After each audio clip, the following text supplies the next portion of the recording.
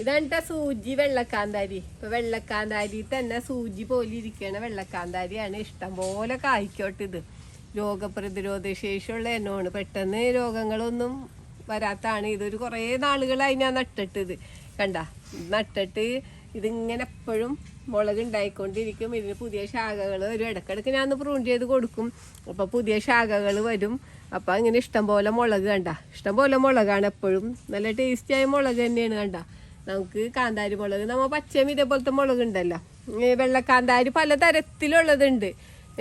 ഭാസ്കര മുളക് ഇതിലും കുറച്ച് നീളമുള്ളതാണ് ഭാസ്കര മുളക്. ഇത് സൂചി വെള്ളക്കാന്താരിയാണ്. അപ്പോൾ കണ്ട ഇത് നമ്മുടെ വീട്ടിൽ വെച്ച് പിടിപ്പിക്കാൻ പറ്റിയ നല്ലൊരു വെറൈറ്റിയാണ് കേട്ടോ. കാണാൻ നല്ല ഭംഗിയാണ്. ഇത് കാഴ്ച കിടക്കണം കാണാൻ. കണ്ട വെള്ളയും ചുവപ്പൊക്കെ കളറ് ഒക്കെ ഉള്ളതുകൊണ്ട് നമുക്ക് ചെടിച്ചട്ടിയിലൊക്കെ വളർത്തിയാൽ ഒരു അലങ്കാര ചെടിയൊക്കെ ഇട്ട് നട്ട് വളർത്താൻ പറ്റിയതാണ്. നമുക്ക് വീട്ടിലെ ആവശ്യങ്ങൾക്കൊക്കെ ഉപയോഗിക്കാം. നമുക്ക് സ്വർക്കയിലിട്ട് ഉപയോഗിക്കാം. നമുക്ക് കറികളിലൊക്കെ ഉപയോഗിക്കാം. ചമ്മന്തി ഇറക്കാനൊക്കെ നല്ലതാണ് ഈ മുളക്.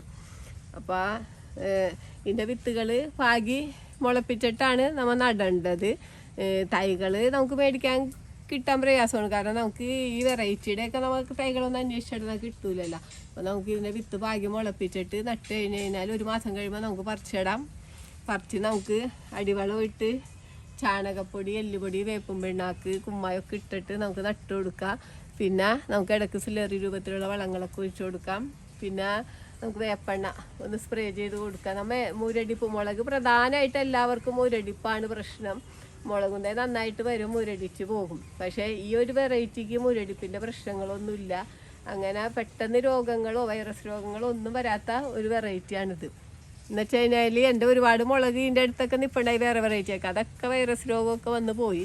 പക്ഷേ ഈ ഒരു മുളക് മാത്രമാണ് ഇങ്ങനെ രോഗപ്രതിരോധ ശേഷിയൊക്കെ കൂടിയ കാരണമാണ്. ഇതിന് വലിയ കുഴപ്പങ്ങളൊന്നും വന്നില്ല. അപ്പം നമ്മൾ വീട്ടിൽ നടാൻ പറ്റിയ നല്ലൊരു വെറൈറ്റി മുളകിൻ്റെ വെറൈറ്റിയാണ്.